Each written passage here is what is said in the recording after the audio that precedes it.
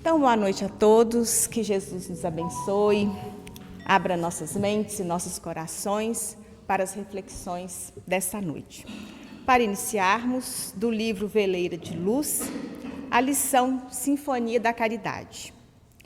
Vós que apreciais a música, os belos cantos, quereis em verdade saber qual a música que sobe vertiginosamente aos planos espirituais e ressoa no infinito, como vibração sonora encantadora, como cântico dos anjos, em pleno júbilo espiritual?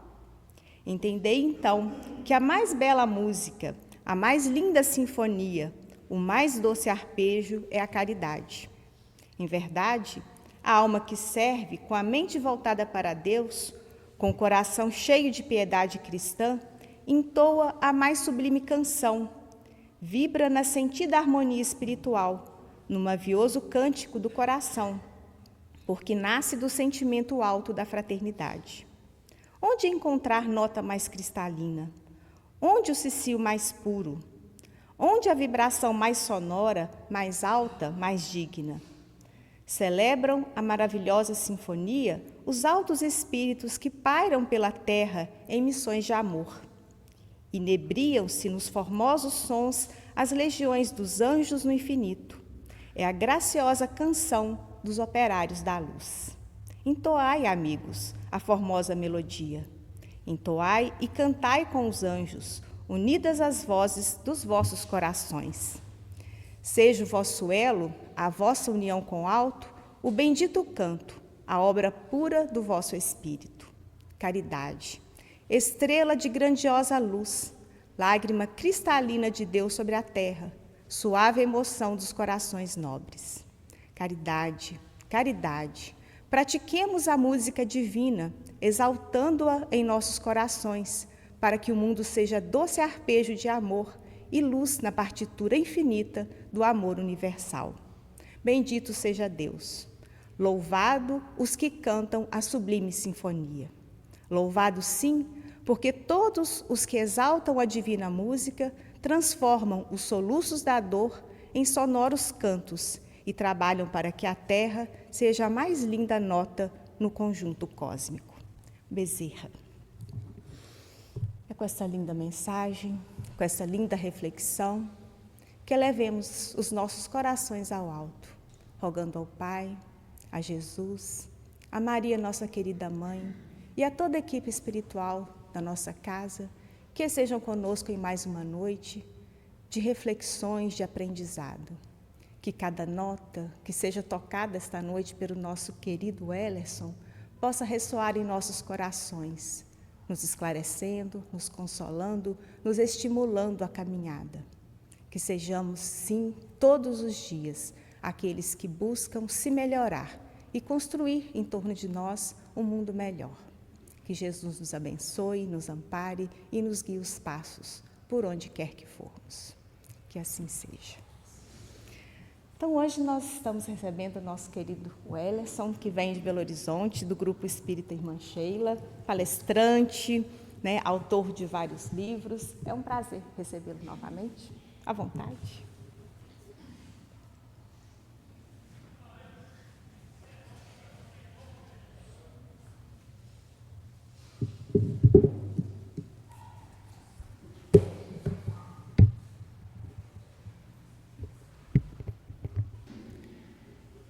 Meus queridos amigos, companheiros de ideal espírita, boa noite.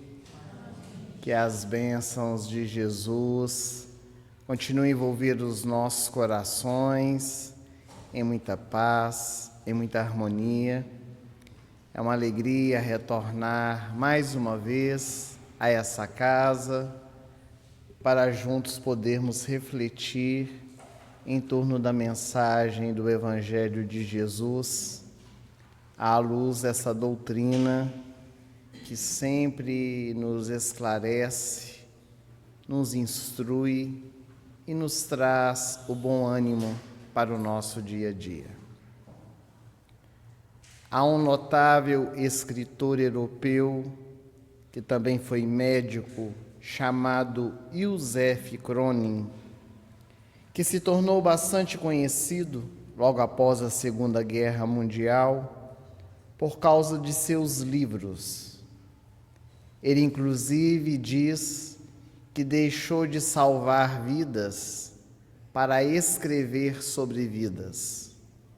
E dentre as suas diversas obras, uma delas se tornou bastante difundida, Pelos Caminhos de Minha Vida, onde ele conta diversas experiências, diversos encontros, ou várias histórias que ele escutou outros contar.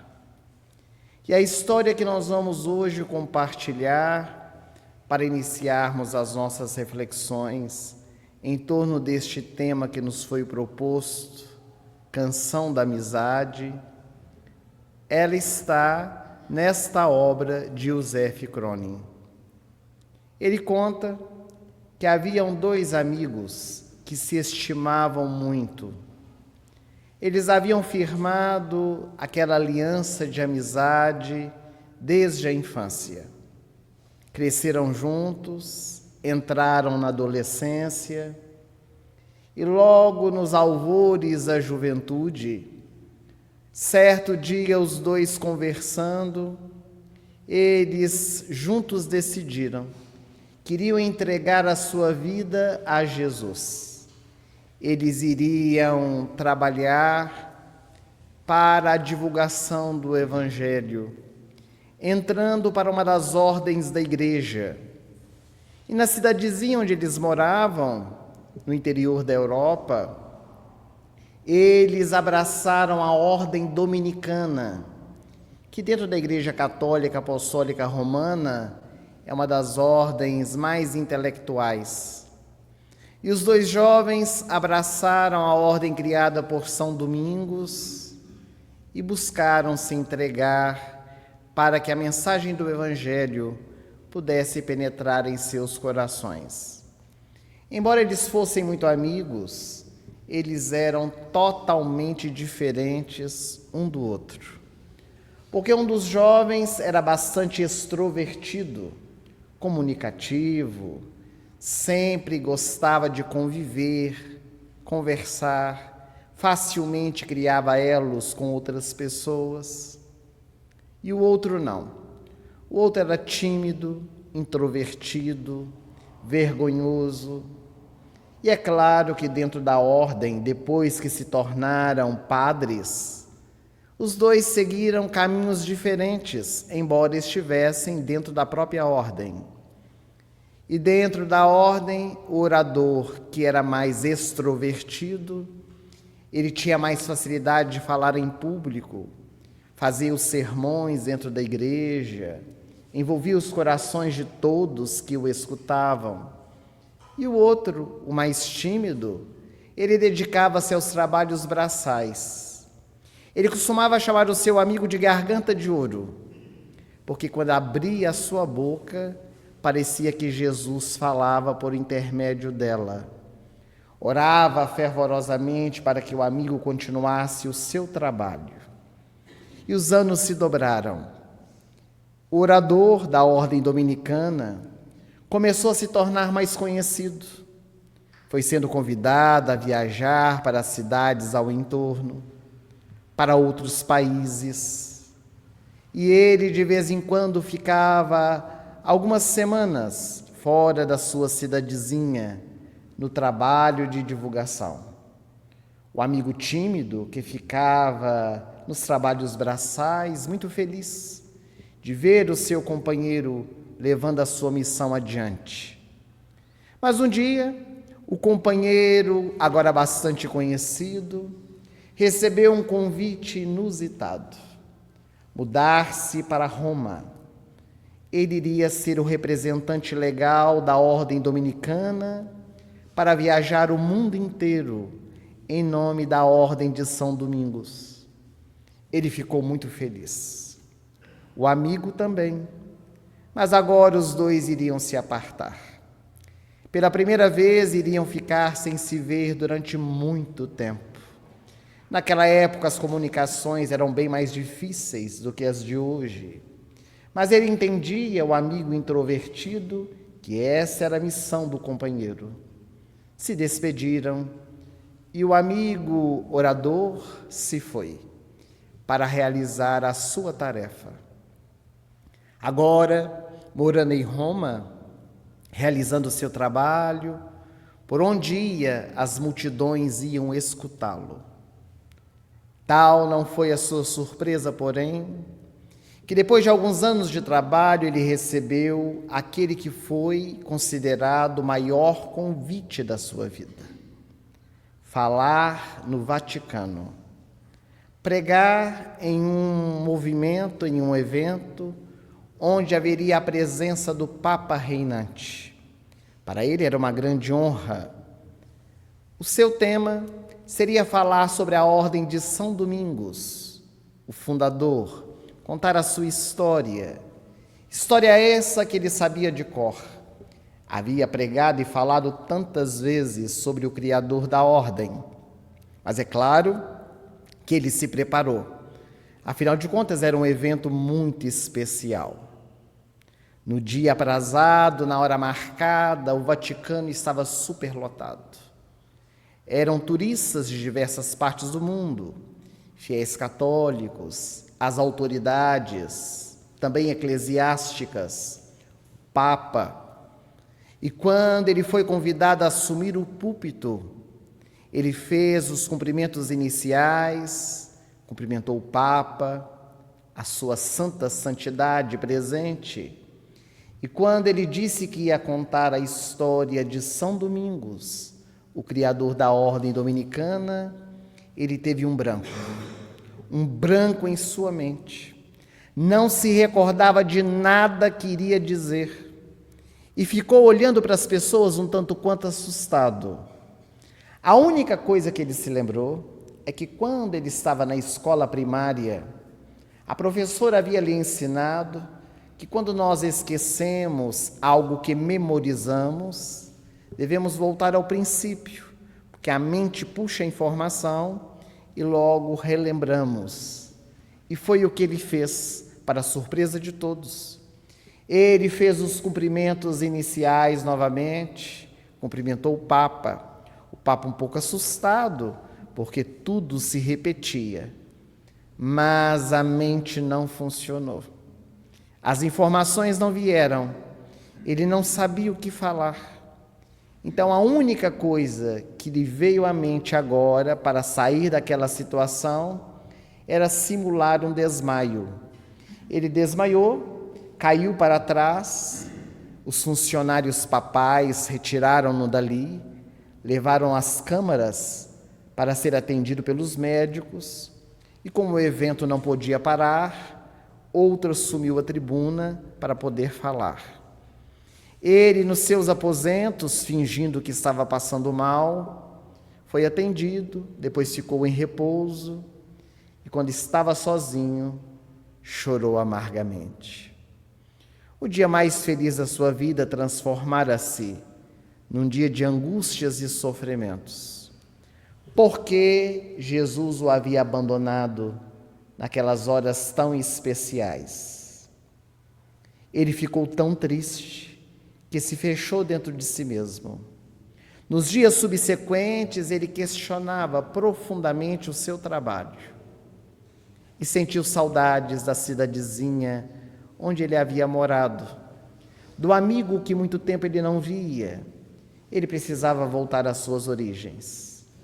Escreveu uma carta pedindo autorização para retornar à sua cidade, aos seus superiores. E ao receber a resposta, ele voltou para a cidadezinha de onde viera. Para o local, resolveu fazer uma homenagem a ele. Quando chegou na cidadezinha, a igreja estava superlotada. Todos aguardavam o orador famoso da ordem dominicana. Fora recebido com uma festa. O padre local fez um sermão, ele assentado à frente no altar, olhando para todos. E ele procurava entre as pessoas que estavam presentes o seu amigo, e não o via. O amigo deveria ser aquele que estava sentado na primeira cadeira, para recebê-lo quanto tempo os dois não se encontravam. Ele achou muito estranho, desejou que acabasse logo o evento para ter notícias. Quando finalizou, todos vieram cumprimentá-lo. Parecia uma fila imensa que não se acabava.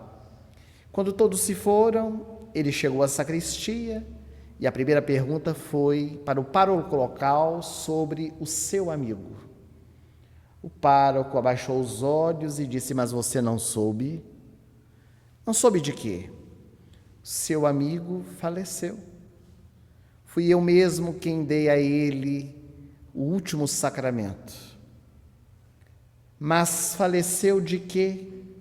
Ele morreu de uma pneumonia galopante, com o coração entrecortado de dor. Ele está sepultado aqui ao fundo da nossa igreja. Gostaria de visitar o seu túmulo? E é claro que o amigo, chorando, disse: eu desejaria ir até lá. O pároco o acompanhou, e quando eles chegaram no cemitério, eis que o orador famoso debruçou-se sobre a lápide de Carrara e chorou amargamente. O padre local deixou que ele fizesse a sua catarse, que ele lavasse a sua alma, quando de repente o orador da ordem levantou-se e quando ele olhou na lápide estava escrito o nome do amigo e a data que ele havia falecido. Quando ele olhou, ele assustou-se e disse: mas foi neste dia que ele morreu? O padre disse: foi nessa data tão importante para você. Quando eu estava dando a ele o sacramento, com lágrimas nos olhos, ele me disse: Padre, hoje é o dia mais feliz do meu amigo, e eu não estarei aqui para orar por ele. O seu amigo, disse o padre, era um verdadeiro amigo. Todos os meses, quando saía o jornal da Ordem Dominicana, ele pegava o jornal para ver os seus compromissos, em quais cidades você iria pregar. Ele fazia a conta do fuso horário. E na hora da sua palestra, do seu sermão, ele ia à igreja, ajoelhava-se diante de Jesus crucificado e orava fervorosamente para que você pudesse continuar sendo a garganta de ouro. No dia em que você falou para o Papa, ele não teve condições de orar. Bem, pelo menos aqui na Terra, porque ele se despediu horas antes de você pregar no Vaticano. Naquele momento, o amigo compreendeu que era a ponte. O seu companheiro, o seu amigo dileto e fiel, era a ponte que fazia com que a sua garganta se abrisse para levar a mensagem do Evangelho a tantos corações. O orador famoso desejou voltar para a cidadezinha para morar e ir para os trabalhos braçais, porque ele descobriu que falava da mensagem do Evangelho de Jesus, mas ainda não a vivenciava. Ele estava muito distante de viver a proposta que levava aos corações.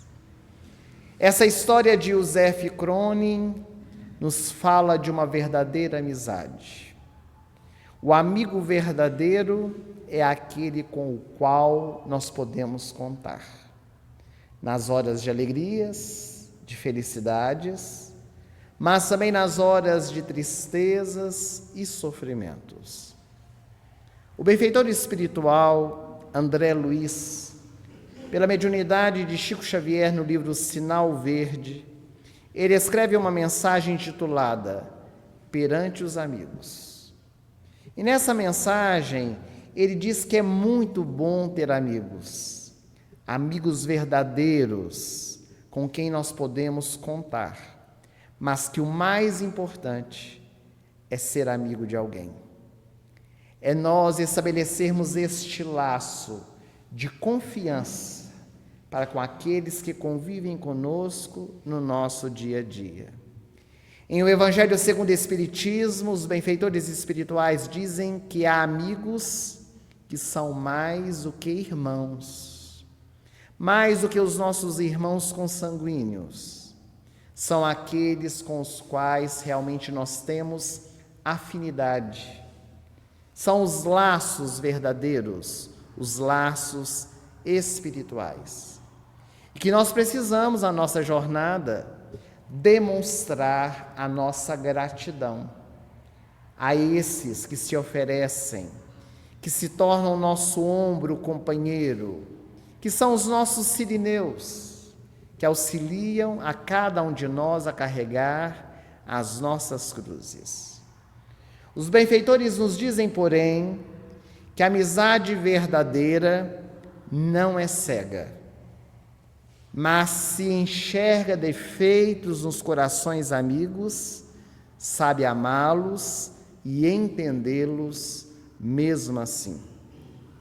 Na nossa convivência diária, junto das pessoas que nós amamos, especialmente com os nossos amigos, é muito natural nós nos depararmos com os defeitos deles. Todos nós os temos. E é preciso nós sabermos lidar com essa experiência, já que no mundo de provas e expiações, quem de nós não trazemos imperfeições? Exigir a perfeição do outro é uma tarefa muito complicada, porque nós não somos perfeitos também. Trazemos as nossas debilidades. E da mesma forma que nós gostaríamos de ser respeitados, precisamos também respeitar aqueles que estão ao nosso derredor. Mas nós, os brasileiros, em especial, temos um conceito muito equivocado da amizade, porque nós achamos que ser amigo de alguém é ser conivente com o erro dela. E há pessoas que ainda dizem assim: se eu falar isso para o meu amigo, ele se torna meu inimigo. Não posso dizer isso de maneira alguma fulano de tal, porque ele não vai aceitar. Mas que relação é esta de amizade, onde nós não temos a abertura de dizer a eles aquilo que estão vivendo, aquilo que estão passando? Porque é muito melhor que um amigo diga do que um inimigo. Porque o inimigo sempre fala a verdade, mas fala com o intuito de ferir, de magoar, de nos colocar ainda mais no fundo do poço. O amigo não.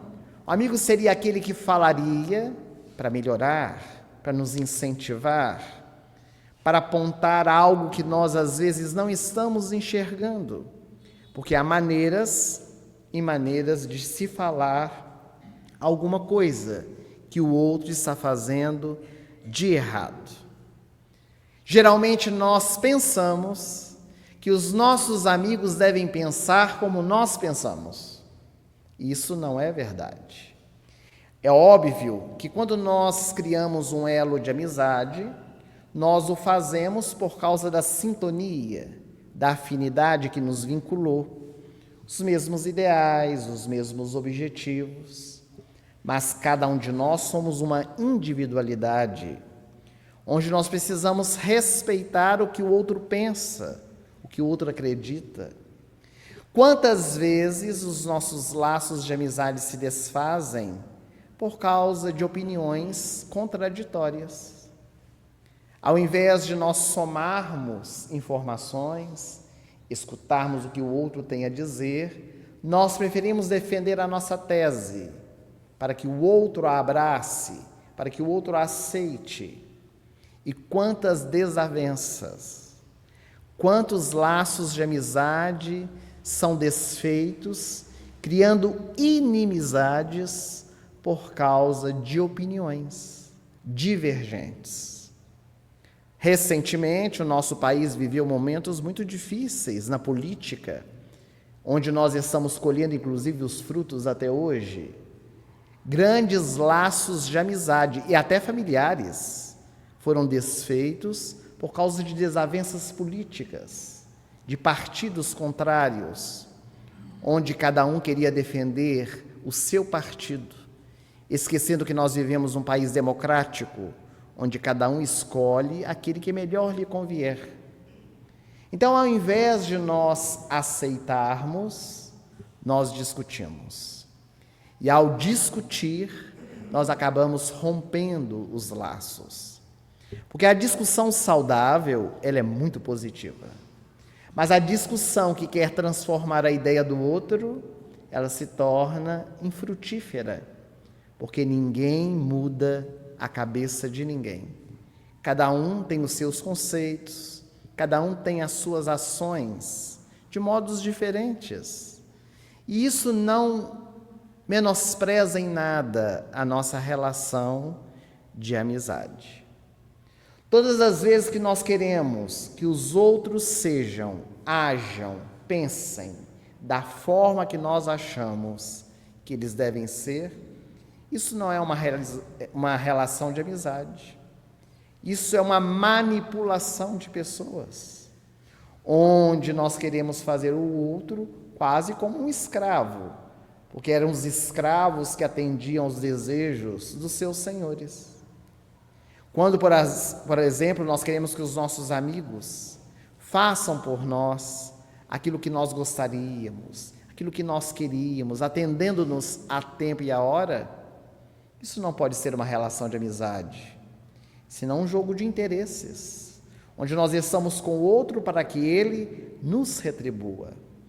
Todas as vezes quando nós cremos que alguém, numa relação de amizade, tem que nos dar exatamente como nós oferecemos, essa não pode ser uma relação de amizade, mas uma relação de troca, esperando recompensas. Isso é muito comum. Nós, às vezes, ajudamos um amigo durante uma vida inteira, quando em determinado momento somos nós quem precisamos. E se por acaso o amigo não nos ajuda, porque não pode ou porque não quer, nós dizemos, mas eu te ajudei uma vida inteira, agora que eu preciso de você, vai virar as costas para mim? E ali quebramos um elo de amizade, transformando em ódio uma relação que era amorosa. Aliás, o ódio é o amor doente. Muitas experiências de inimizade surgiram a partir de uma relação pacífica de grandes amigos. Nas nossas reuniões mediúnicas, invariavelmente, os espíritos que se manifestam vingativos, perseguindo outros, vêm de relações de amizade, relações afetivas, que foram destruídas por causa de um comportamento de alguém que deslustrou, que traiu, que não foi conivente, ou então que divergiu em alguma opinião. É muito importante que nós aprendamos a lidar com as diferenças, para nós crescermos junto com elas. Há outras relações de amizade que são muito convenientes. São relações que perduram enquanto há alegria, enquanto há aventura, fantasia e ilusão. Porque quando bate a porta, a dificuldade, a aflição, o sofrimento, logo nos afastamos.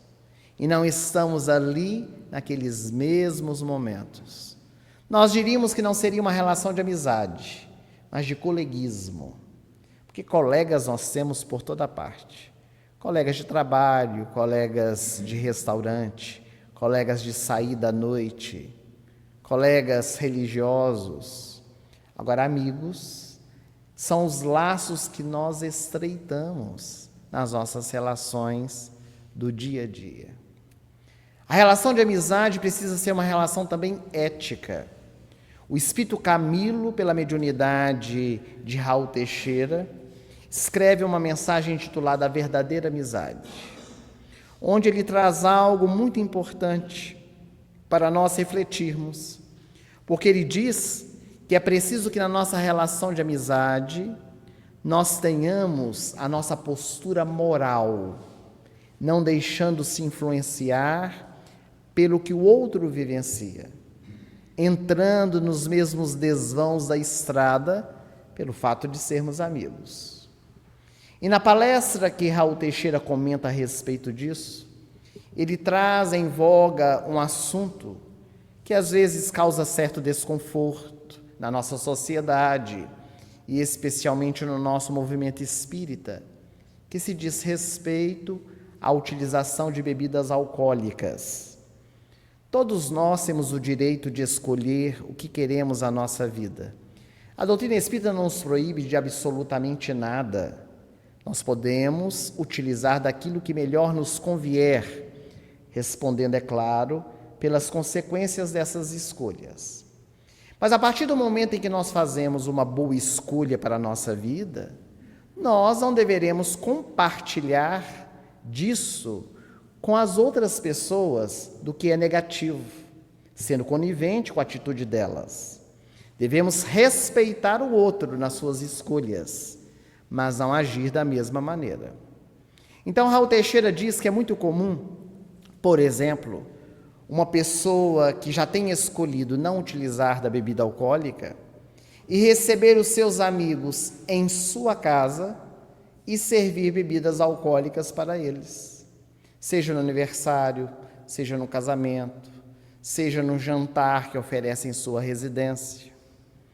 Ora, se nós já acreditamos que a bebida alcoólica faz mal, se nós já não utilizamos mais dela dentro da nossa casa porque entendemos isso, por que vamos servir aos nossos amigos que vêm à nossa casa?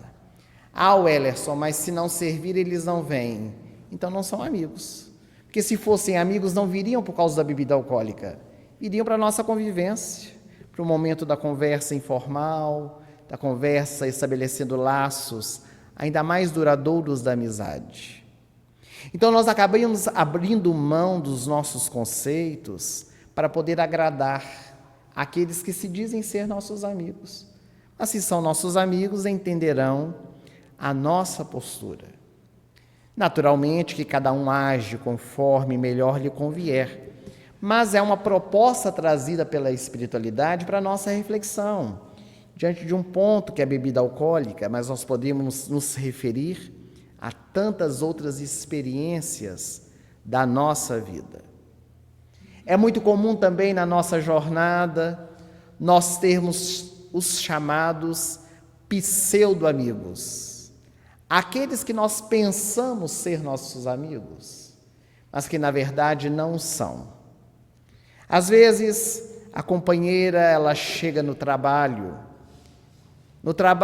em que ela convive com muitas amigas, ou pseudo-amigas, e ela conta as suas experiências, abre o seu coração, as dificuldades vivenciadas com o marido em casa, às vezes o marido alcoólico, às vezes o marido difícil, que está chegando cada dia mais tarde em casa, e quando ela relata para as pseudo-amigas, as amigas dizem, larga dele, que isso, ficar aguentando aquele traste dentro de casa? Agora o tempo mudou, você tem autonomia financeira, não depende dele, sai de casa, vai ser muito melhor para você. Ou então, o marido, que chega para os pseudo-amigos, narrando as suas experiências difíceis ao lado da esposa, seja na convivência, seja nas experiências sexuais, e os pseudo-amigos dizem, mas com tanta mocinha dando bala para você, vai ficar com aquela mulher dentro de casa? Mas os companheiros, a esposa e o marido, não querem outras pessoas, querem os seus cônjuges de volta. Às vezes na nossa caminhada é preciso ter um amigo verdadeiro, que nos abra os olhos, que nos faça enxergar de maneira diferente a vida que nós estamos tendo e às vezes não estamos valorizando. É também Raul que conta uma experiência muito marcante com um amigo que há muito tempo ele não via. Raul mora na cidade de Niterói, no Rio de Janeiro, em um apartamento. O interfone tocou, ele atendeu e percebeu pela voz que o amigo estava muito tristonho. Quando ele abriu a porta do apartamento, o amigo estava chorando. Ele chamou para entrar, eles se assentaram na sala, E o amigo, chorando, disse: Raul, eu vim te pedir um conselho. Raul olhou para ele e disse: conselho eu não dou. Se conselho fosse bom, eu não dava, eu vendia. Quando nós vamos procurar o conselho de alguém, a gente sempre sabe o conselho que quer receber. Se a pessoa disser o que nós queremos escutar, é ótima conselheira. Se não disser, nós vamos procurar outra pessoa para que possa nos esclarecer aquilo que nós gostaríamos de fazer. Eu posso lhe dar uma orientação. É bem diferente. Qual é o problema? Ah, Raul, você não sabe o que estou vivendo com a minha esposa. Eu preciso me separar dela. E eu quero lhe perguntar o que você acha a respeito disso. E por que você quer se separar dela? Porque eu e a minha esposa somos incompatíveis. Há quanto tempo vocês estão juntos? Vai fazer 20 anos que nós estamos casados. E você demorou 20 anos para descobrir que é incompatível com a esposa? Por quê? E ele então começou a contar as suas experiências difíceis. Enquanto ele contava, Raul sorria. O amigo parou de chorar. Disse: mas você está rindo da minha desgraça? Disse: não. Eu estou rindo porque você está me contando. Eu posso te fazer uma pergunta? Claro que pode. Quando a sua esposa grita com você, o que você faz? Aí eu grito mais alto ainda. Lá em casa sou eu quem mando. Ele era bastante machista. Quando a sua esposa briga com você e fica sem conversar, o que você faz? Espera ele pedir perdão. E quando ela pede, você perdoa? É claro que não. Fico mais uma semana sem falar com ela, para poder aprender o valor do silêncio. Então, meu amigo, você e sua esposa são perfeitamente compatíveis. Por isso que o relacionamento não está dando certo. Se ela grita, você grita mais alto ainda. Se ela silencia, você também silencia. Você é igual a ela. Por acaso você já experimentou levar café na cama para sua esposa? Ele arregalou os olhos e disse: que isso, Raul? Isso é coisa de mulher. Ela já levou várias vezes café na cama para mim. Porque a minha esposa é sui generis. Ela lembra o dia do nosso primeiro beijo. Ela lembra o dia que eu pedi ela em namoro. Ela lembra a data do nosso casamento. Quer comemorar tudo. Isso é coisa de mulher. E como não era a orientação que ele queria escutar, logo despediu-se de Raul. E se foi. Passou mais ou menos uns 4 meses desse encontro. Raul estava no shopping da cidade, em Niterói. Era um domingo, quando ele viu o casal de mãos dadas, como 2 pombinhos passeando no shopping. Ela veio correndo e disse: Raul, o que você fez com meu marido? Ele disse: não fiz nada. Pois eu vou lhe contar. Eu e meu marido estávamos brigados, há 15 dias não conversávamos, dormindo na mesma cama. Não sei como aguentam, mas tem muito casal que dorme na mesma cama sem conversar. Quando eu acordei de manhã, eram 7 horas, uma barulheira na cozinha. Eu fingi que estava dormindo, estávamos brigados mesmo. Às 7h30, a porta do quarto se abriu. Lá veio meu marido, com uma bandeja, um bule, uma xícara, uma flor de plástico e uns biscoitinhos. Ele pôs a bandeja em cima da cama e me disse as palavras mágicas: eu te amo.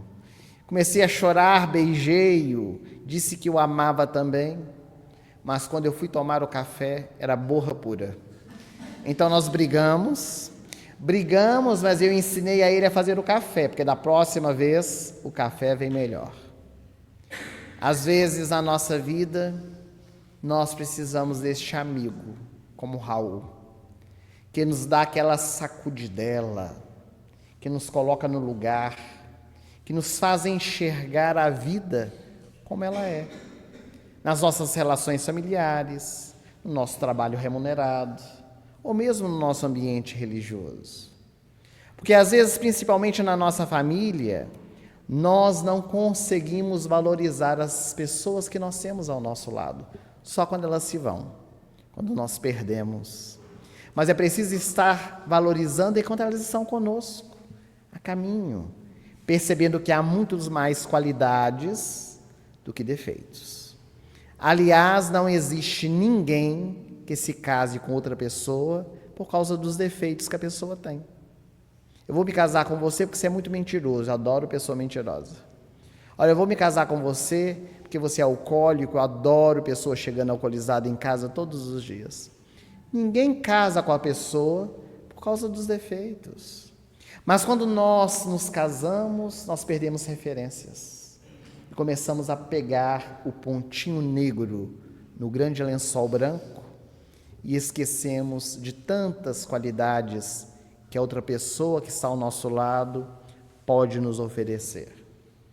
A espiritualidade nos diz que em qualquer dificuldade com as relações afetivas, é preciso lembrar que toda criatura é um ser inteligente em transformação, incessante, e que, por vezes, a mudança das pessoas que amamos não se verifica na direção de nossas próprias escolhas. A espiritualidade ratificando para nós o quanto é importante nós entendermos o caminho de cada um, o tempo de cada um, fortalecendo ainda mais os nossos elos de amizade. Jesus, o nosso mestre por excelência, quando esteve na terra, teve amigos. Aliás, escolheu 12 para estar ao seu lado, a quem ele chamou apóstolos. Esses 12 homens que estreitaram os laços com o meigo Rabi, para depois darem continuidade à divulgação do seu evangelho. Na última ceia, quando Jesus se despede dos seus apóstolos, há um momento bastante marcante em que Jesus anuncia que o Filho do Homem seria traído, negado, levado à crucificação. E João, o apóstolo amado, que está ao lado de Jesus, conforme narra a benfeitora Meimei, no livro Amizade, um livro inteiro pela psicografia do Chico que fala sobre esse tema, ele questiona a Jesus se eles ficariam órfãos, como seria a vivência deles sem a presença do meigo Rabi.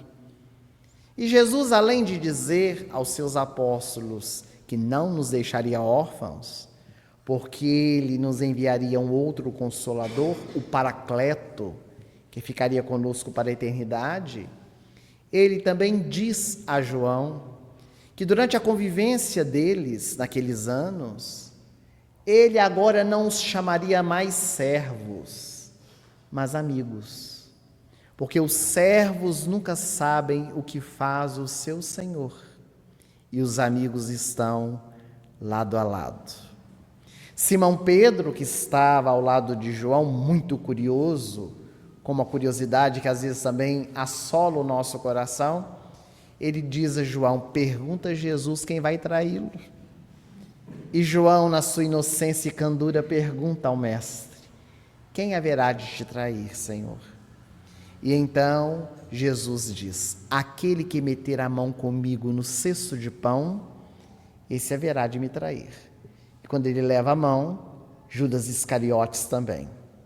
Quando as mãos se tocam, Judas, assustado, ele pergunta, porventura sou eu quem vou te trair? E Jesus olha para os olhos do apóstolo e lhe responde, tu dizes, não eu. Como a lhe dizer, a escolha é sua, não minha. E Jesus então molha o pão no vinho e entrega para Judas Iscariotes. Nas tradições judaicas, essa atitude de um anfitrião à mesa simboliza a amizade. Quando um judeu, em uma mesa cheia de convidados, ele molha o pão no vinho e entrega a um convidado, ele está dizendo, este é o meu melhor amigo. E Judas Iscariotes, inconsequente, que tinha uma visão totalmente distorcida da mensagem do Evangelho, porque ele via Jesus como o rei, mas o rei da ostentação, o rei de assentar-se no trono da glória e do poder para comandar, e queria criar um ensejo para que Jesus fizesse a grande revolução. Quando ele entrega Jesus a Anás e Caifás, não era para o julgamento, muito menos para a crucificação, era para ele se mostrar E quando ele leva os soldados do Sinédrio até o jardim do Getsêmani, no Monte das Oliveiras, onde Jesus encontrava-se com seus 3 apóstolos em oração, ao ver Judas Iscariotes, Jesus lhe diz: amigo, a que viestes? Segundo Emmanuel, era a segunda e última oportunidade que Jesus oferecia ao seu amigo Judas Iscariotes. E ele aproxima-se de Jesus e lhe dá o beijo na face. Beijo que não é símbolo de traição. Entre os judeus, um homem que beija a face de outro homem é um verdadeiro amigo. Diz a ele, sem palavras: eu sou teu amigo, conte comigo. Era Judas, que tinha certeza que estava fazendo o que era correto. Mas quando Jesus é levado ao julgamento, nada faz e caminha em direção à crucificação, Judas Iscariotes não suporta aquela dor, aquela culpa, e ele então busca o suicídio. Para a contabilidade divina de Judas, o que mais lhe pesou não foi a traição, foi o suicídio, o autoextermínio. Mas buscando a morte com as próprias mãos, Jesus, o amigo dileto, não esquece do seu apóstolo. Porque nos estertores da morte, de braços abertos na cruz, quando está Jesus nos últimos instantes, narra o benfeitor Humberto de Campos, pela mediunidade de Chico Xavier, que aparece de frente a Jesus um anjo iluminado, que lhe diz: Senhor, o nosso Pai me envia para que tu possas pedir o que desejar.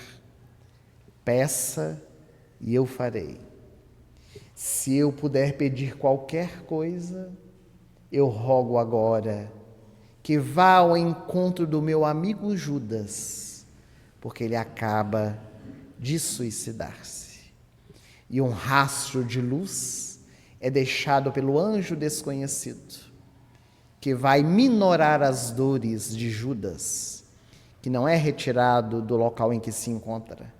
Era a sua semeadura e colheita, mas que estava ali, a enviado de Jesus, o Espírito amigo, para minorar-lhe as dores. Jesus nos dá a demonstração da sua amizade, como este companheiro, amigo e irmão, que continua ao nosso lado, nos tutelando com seu cajado, com a sua vara, para que nós possamos voltar ao aprisco do Senhor, como ovelhas tresmalhadas do seu rebanho. O benfeitor espiritual Bezerra de Menezes, por nosso intermédio, em um livro intitulado Canções da Vida, escreveu uma mensagem que é a base do nosso trabalho da noite de hoje, a Canção da Amizade. E ele escreveu: a amizade nasce do elan de 2 criaturas que, sintonizadas nos mesmos ideais e objetivos, reúnem-se e caminham lado a lado. A amizade pura surge quando 2 indivíduos entrelaçados em uma vivência diária comungam e compartilham momentos de alegria e de tristeza. Se estão juntos na mesma barca, buscam se auxiliar mutuamente. O amigo verdadeiro consegue demonstrar ao outro não apenas as questões positivas, mas também as negativas que estão presentes na caminhada, e esses apontamentos são recebidos com agradecimento. Da amizade sincera surgem os pródomos do amor fraternal. Cultivando a amizade perante as criaturas que estão mais próximas de ti, consegues desenvolver o coleguismo, o companheirismo, com aqueles que são mais distantes, culminando nas vias dos verdadeiros laços de afeto. Deixa que a canção da amizade seja entoada em tua vida. Ser amigo ao invés de esperar que alguém o seja. Desenvolve em teu coração a amizade e o amor fraternal frutificará em ti quando menos esperares. Muita paz. Para nós finalizarmos, eu gostaria de pedir para que colocasse o nosso vídeo, um pequeno vídeo, falando a respeito da canção da amizade, para nós nos envolvermos nas vibrações ainda deste sentimento que deve estar sempre presente em nossos corações.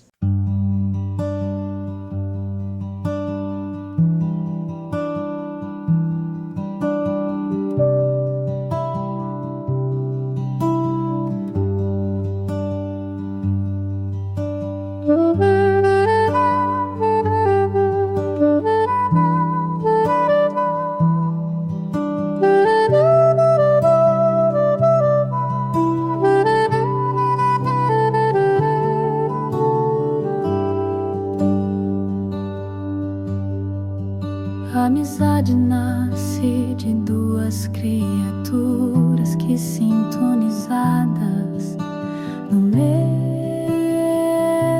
ideal,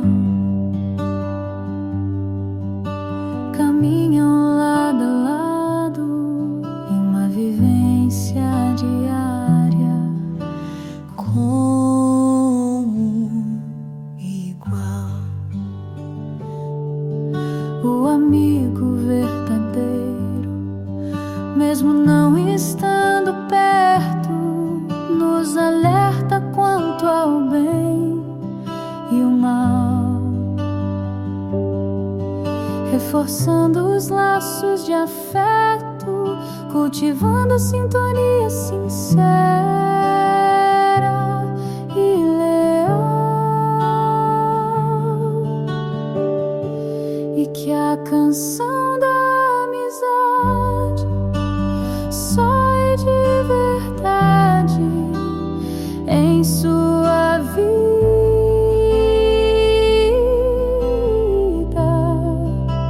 seja o amigo que alguém sempre esperou, cultive e colha os frutos da amizade e do amor.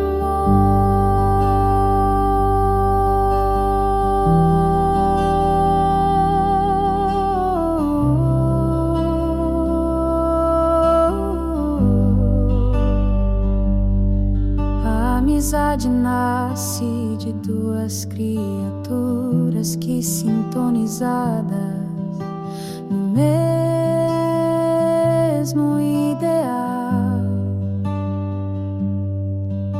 caminham lado a lado em uma vivência diária como igual.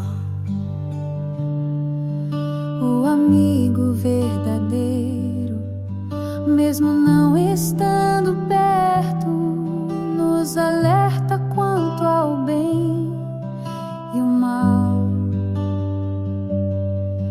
reforçando os laços de afeto, cultivando a sintonia sincera e leal. E que a canção da amizade só é de verdade em sua vida,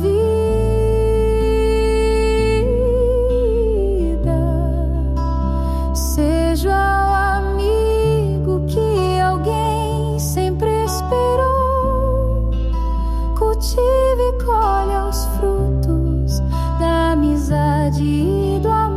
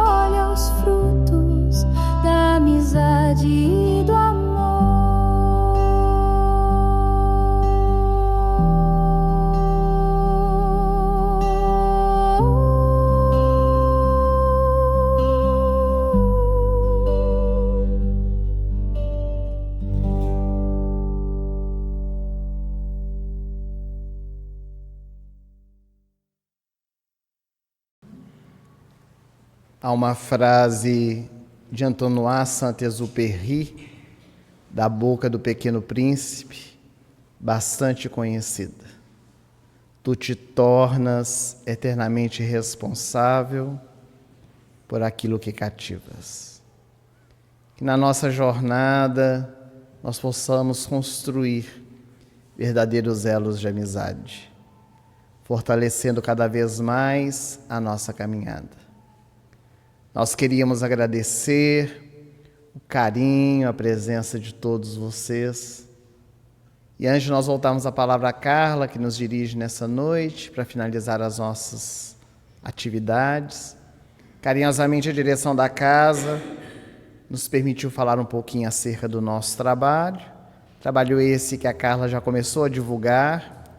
Nós temos alguns livros publicados, 38 livros para crianças e adultos, cuja renda é revertida para várias instituições de caridade, entre elas uma ONG chamada Fraternidade Sem Fronteiras. É uma instituição que realiza atividades tanto no Brasil quanto na África, levando a saúde, a educação, levando a alimentação, a dignidade aos nossos irmãos que momentaneamente passam por momentos mais difíceis que os nossos. Há várias maneiras de ajudar, apadrinhando, divulgando, participando conosco das caravanas, e nós temos alguns trabalhos que a renda é revertida para essa instituição. Dos livros que nós temos publicados, um deles é o Canções da Vida, que nós acabamos de ler a mensagem. É um livro onde o Espírito Bezerra de Menezes, o mentor espiritual dessa casa, escreve diversas mensagens.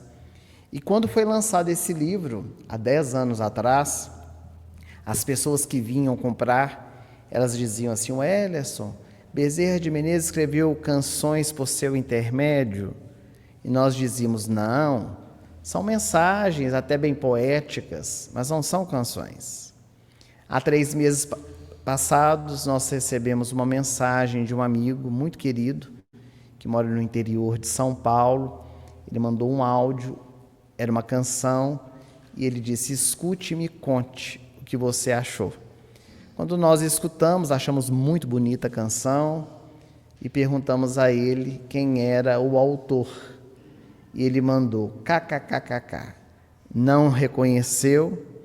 Eu disse: não, é um texto que parecia um pouco familiar, mas não sei de quem é. Ele disse: é uma psicografia sua, do Espírito Bezerra de Menezes.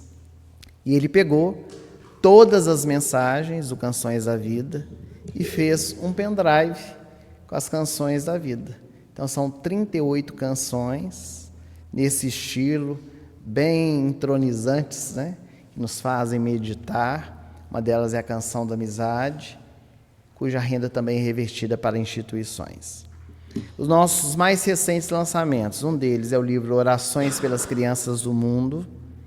É um livro com 31 orações, que foram orações feitas por diversas pessoas do movimento espírita e não espírita, que fazem parte da Fraternidade Sem Fronteiras e que colocaram no YouTube a sua voz com orações feitas do seu coração. O Caderno dos Fraternos, que fez esse movimento, eles fizeram um apanhado de muitas dessas orações e compilaram no livro. Então aqui no livro tem a oração, tem o QR Code que leva a pessoa ao YouTube para escutar na voz a prece feita pela pessoa. Então nós temos aqui no livro preces do André Trigueiro, temos a Monja Cohen, temos o pastor Milton do Mato Grosso do Sul, do Wagner Moura, temos também do Andrei, a nossa voz também em uma das orações. Então, a renda desse livro é para a Fraternidade Sem Fronteiras. Para as crianças, nós temos várias opções, mas o recente lançamento é o Vale Encantado da Espinholândia, que conta a história de uma família de porcos e espinhos que encontra um celular perdido. Eles ficam maravilhados com a caixinha que se acende, que toca música, e eles, tão envolvidos, não querem mais comer, não querem mais dormir, não querem mais fazer nada. E então o vovô, que era o mais sábio de todos, ele teve uma genial ideia de como resolver o problema com a família, com o aparelho celular. Eu sei que vocês estão doidos para saber, mas eu não vou contar o que foi que ele fez. Então, aqueles que tiverem interesse, ao final, eu e Joaquina estaremos à disposição de todos vocês. A nossa gratidão, mais uma vez. Hoje nós estamos nos despedindo aqui da região, embora amanhã ainda vamos estar em Ubaporanga, no final da pomada. Mas agradecer sempre o carinho com o qual sou recebido aqui em Caratinga e na região. Agradecer a Cíntia e ao seu companheiro, Fabrício, que sempre me acolhe na residência deles. E a todos vocês, amigos, que sempre estão conosco, nos acompanhando, a Joaquina, médium de transporte, e tantos outros que vibram conosco aí na jornada, na divulgação do Evangelho. A nossa vida sem amigos não seria a mesma sem ter essas pessoas que são companheiros diletos, que a doutrina espírita nos oferece. Um dos maiores presentes da nossa vida é conhecermos pessoas, entrelaçando os nossos laços de verdadeira amizade. Muito obrigado. Uma boa noite para todos nós.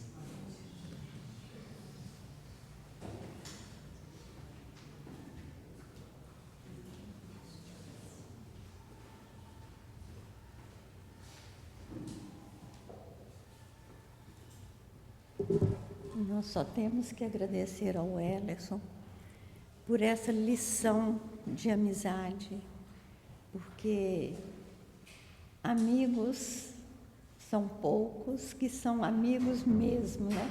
Como você mesmo disse. Então, nós vamos elevar os nossos pensamentos, agradecer por esse momento que aqui estamos, com essas lições lindíssimas, que possamos levar para o nosso dia a dia e colocarmos em prática. Senhor Jesus, amigo de todas as horas, agradecemos por aqui estarmos ouvindo tantas palavras que nos tocam o coração e que serve de lição para continuarmos a nossa jornada. Agradecemos ao nosso irmão por essa palestra maravilhosa e que possamos, Senhor, seguirmos confiantes de que os nossos amigos são aqueles que nos acolhem, que nos ajudam nos momentos em que mais precisamos. E que nós temos também que acolher aqueles que nos procuram e fazer o que pudermos de melhor, pensando que Jesus é o nosso amigo nos momentos bons e nos momentos difíceis. Então, que nós possamos elevar os nossos pensamentos, agradecer e contar com a bondade e a presença do nosso Mestre Jesus. Agradecemos ao Dr. Bezerra, que também é um amigo que nos acolhe sempre. Que a nossa casa possa continuar levando, ajudando a todos que aqui comparecem e que procuram por Ele. Jesus amigo, que a Tua luz, as Tuas bênçãos continue conosco na semana que começa e agradecemos pela semana que está chegando ao fim. Que possamos ser amigos, irmãos de todos aqueles que nos cercam. Que assim seja.